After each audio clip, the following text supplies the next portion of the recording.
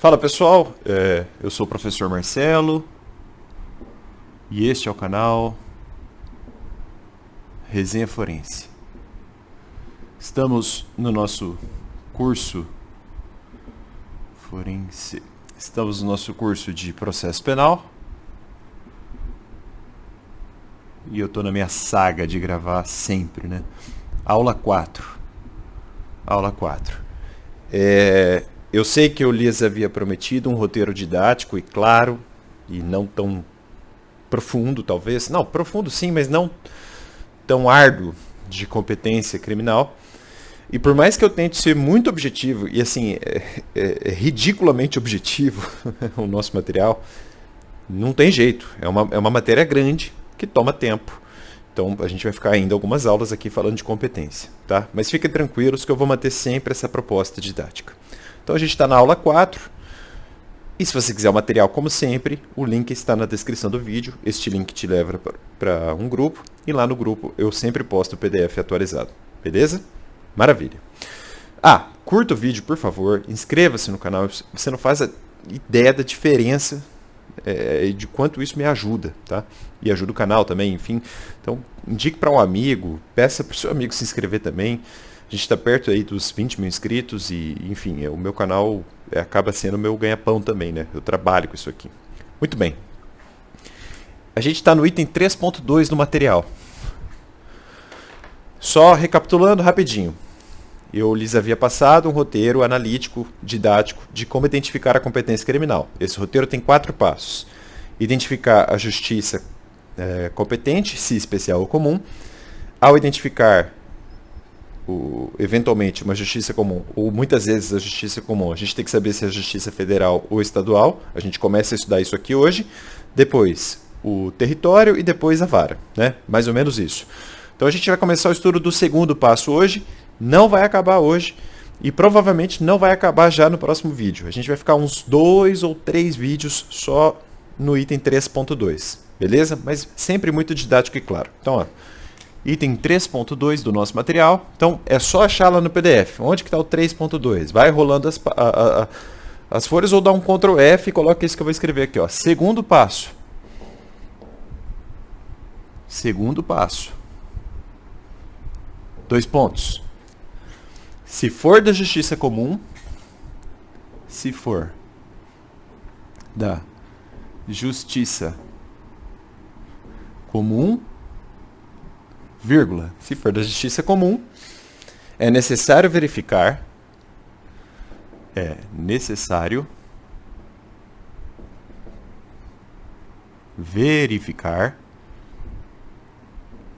segundo passo, se for da justiça comum, é necessário verificar se o caso é da Justiça Federal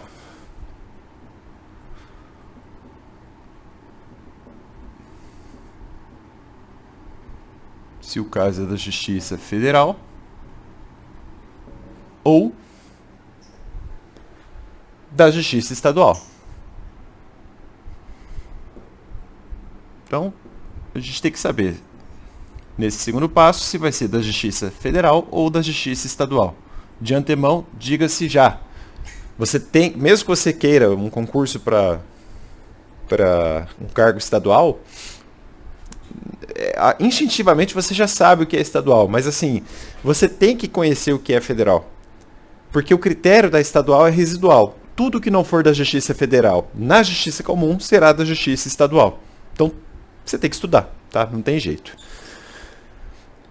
Aqui nós temos uma tarefa que não é tão complexa, mas que é de fôlego. A gente tem que ler a Constituição da República com calma, tá? A lista dos assuntos que serão da competência federal, da Justiça Federal, essa lista, digamos assim, vem no artigo 109 da Constituição da República, que a gente vai ler até com calma aqui hoje. Então, ó, a matéria começa no artigo 109 da Constituição. Tá? Segundo o professor Eugênio Pacelli, para a definição dos crimes da competência federal, Desculpe-me, o critério utilizado pelo Constituinte pode ser explicado a partir da busca de um dimensionamento mais ou menos preciso das questões que poderiam afetar, direto ou indiretamente, os interesses federais e ou nacionais. Então, esse é o espírito do artigo 109 da Constituição da República. Tá? No que interessa no direito, para o direito criminal, e mais precisamente para o processo penal, a gente tem de ler e escrever aqui na lousa, essa é a verdade, alguns incisos, não todos, mas alguns do artigo 109, do referido artigo 109. Então, ó, vamos fazer esse estudo aqui. Primeiro, uma leitura seca da Constituição. Desse jeito mesmo, tá? O artigo 109 diz...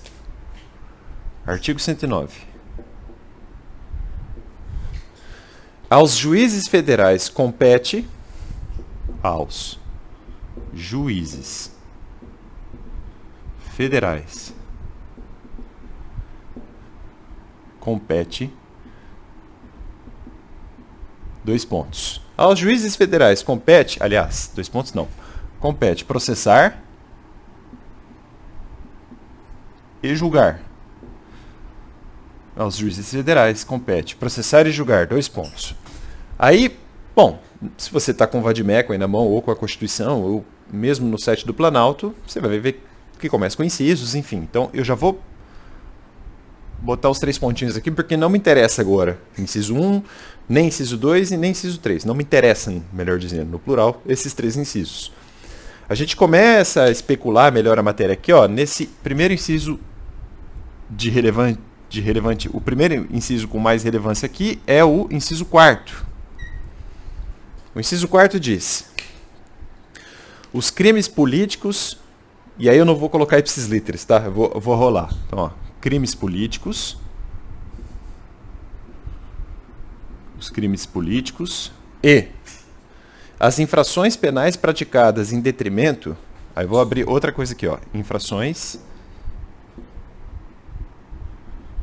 penais, já vou colocar direto, em detrimento, e vou abreviar, é em detrimento de bens, serviços ou interesse. Eu vou colocar bens, interesses e serviços com uma sigla, o BIS, tá? Ó, bens, interesses e serviços. BIS é uma sigla, para ficar didático. Bens, interesses e serviços. De quem? Da União,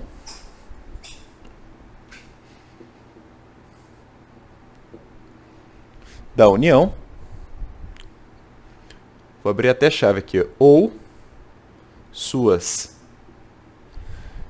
entidades autárquicas, autarquias, né? Entidades autárquicas. Calma que a gente vai definir tudo isso com calma depois, tá? Primeiro uma leitura aqui da Constituição. Ou ainda empresas públicas, ou suas empresas públicas.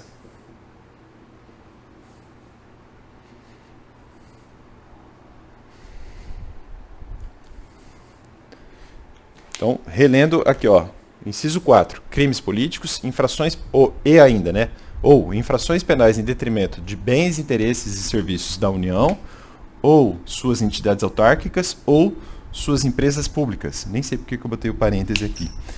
Só que aqui já tem um juízo de exclusão posto pela própria Constituição. Então eu vou até trocar de cor, vou colocar aqui de roxinho. Aqui, ó, nesse em detrimento do bis, etc, etc. A Constituição já faz uma exclusão, porque ela usa o vocábulo infrações penais. O intérprete, no primeiro momento, dirá crimes e contravenções, infração penal lato sensu, né? Mas a própria Constituição diz excluídas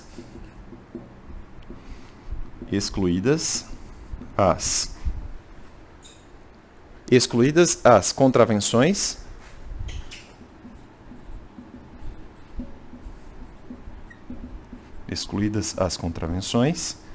e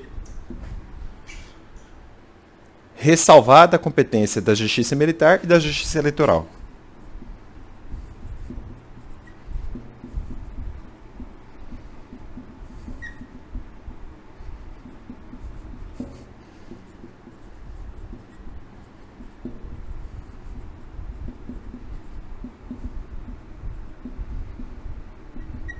Aliás, essa ressalva aqui tem a ver com o nosso primeiro passo, né? Visto na aula passada. Aqui, ó. Ressalvada a competência das justiças especializadas. Vide passo 1 que a gente fez aqui. Vide o primeiro passo. Excluídas as contravenções, isso é importante, né? Uma contravenção penal contra o INSS, por exemplo, não atrai a competência federal. Eu lhes disse que faria um estudo inicial, lendo a Constituição e todos os incisos que importam. Decidi inverter o caminho. Eu acho que vai ficar mais didático assim. Olha, primeiro inciso que interessa é o inciso 4º do artigo 109. Aí a gente estuda tudo do inciso 4º e vai andando com a matéria. Vai ficar mais didático, tá? No material vocês vão ver que eu já rolei toda a Constituição, para depois fazer o estudo, tá? Mas vamos começar então, e essa aula vai ser só para isso, com o inciso 4º. Então a gente está aqui, ó. A gente está estudando o inciso 4º do artigo 109 da Constituição da República. É o primeiro passo para entender a competência federal. E não causa espanto, assim, que a gente tenha de entender o que significa crime político. Então, eu vou apagar a luz. Então, a gente está focando aqui agora. Crime político. O que é crime político? Ou o que são crimes políticos para efeitos de interpretação do artigo 109, inciso 4º da Constituição da República e, mais precisamente ainda, para entender-se quando há a competência criminal federal, tá? Então, a Constituição diz que é da competência da Justiça Federal o crime político, né? Tá, até é um campo só para ele no inciso 4º. Depois vem o bis da União, etc. Mas aqui é só crime político. Sempre houve intenso debate doutrinário e até jurisprudencial a respeito do conceito de crime político, tá? Ao menos para a definição da competência ou incompetência federal. Sobre isso, resta ainda uma divergência. Mas olha, eu acho mais prático a gente partir para a decisão mais recente, talvez mais relevante, do Supremo, que interpretou isso aqui. E eu vou ler uma ementa e vou deixar aqui na lousa que caso é esse, tá? Se alguém quiser estudá-lo depois. E ainda cabe um parêntese aqui, tá? Mas, ó, para quem quiser, na verdade é a decisão, né? Então, ó. Ver. E tá no nosso material, tá? Mas ver. Decisão. Ministro Luiz Fux. No recurso ordinário criminal. Colocar RC. Recurso ordinário criminal 1473. 1473, tá? Eu vou ler a ementa e mostrar para vocês qual foi a conclusão do Supremo nessa ocasião. Aliás, aqui nós temos uma decisão de 14 de novembro de 2017. É até recente, se a gente pensar que isso não chega sempre no Supremo. Mas ainda cabe uma ponderação sobre isso, eu vou explicar por quê. Deixa eu ler a ementa antes. Aliás, vamos ver se eu consigo colocar na tela aqui para vocês. Ó, quer ver? Ah, deu certo. Olha só, que interessante. Do que interessa pra gente aqui, tá? Deixa eu colocar com foco. Não, vai assim mesmo. Ó. Penal e processo penal. Recurso ordinário criminal. Artigo 102, inciso 2, letra B da Constituição Federal. Sabotagem em usina hidrelétrica. Artigo 15 da Lei 7170 de 1983. Essa lei aqui, pessoal, essa lei aqui, ela trazia os chamados crimes contra a segurança nacional, se não me engano. Mas ela já foi revogada. Eu vou chegar lá. E por que isso importa ainda, tá? Então, preste atenção nisso. Ainda que revogada, eu acho que o espírito da decisão ainda importa aqui, tá? Então, artigo 15 da Lei 7170, 1983. Motivação política, ausência, inaplicabilidade da Lei de Segurança Nacional, absolvição mantida, crime comum, não configuração, conduta atípica, recurso desprovido. Aí, ó, o item número 1 da ementa. Crimes políticos para os fins do artigo 102, inciso 2, letra B da Constituição Federal, o que importa aqui também, né, no 109, inciso 4º, São aqueles dirigidos subjetiva e objetivamente, de modo imediato, contra o Estado, como unidade orgânica das instituições políticas e sociais e, por conseguinte, definidos na Lei de Segurança Nacional, presentes as disposições gerais estabelecidas nos artigos 1º e 2º do mesmo diploma legal. Ah, Marcelo, mas eu abri lá no site e, como eu já falei, né, isso aqui está revogado hoje. E, na verdade, não é que esteja totalmente revogado. Eu acho que houve até uma continuidade normativa típica para outro diploma legal. Calma lá, tá? Item 2. E aí, dentro da ementa, ele cita um outro julgado, esse RC 1472 aqui, tá? Imediatamente anterior, com o relatório inicial do ministro Dias Toffoli. Item 2. Da conjugação dos artigos 1º e 2º dessa Lei 7170, extraem-se 2 requisitos, de ordem subjetiva e objetiva. 1. Motivação e objetivos políticos do agente. E 2. Lesão real ou potencial à integridade territorial, à soberania nacional, ao regime representativo e democrático, à federação ou ao Estado de Direito precedentes. Aí pulando, ó, item 4, lá da ementa que a gente está estudando. A desclassificação do crime político narrado na denúncia, com seu reenquadramento como crime comum, restou de plano afastada pelo Procurador-Geral da República, que se manifestou no sentido da atipicidade da conduta narrada no inicial. Item 5, nega o provimento ao recurso criminal, voto para que seja mantida a absolvição, etc, etc.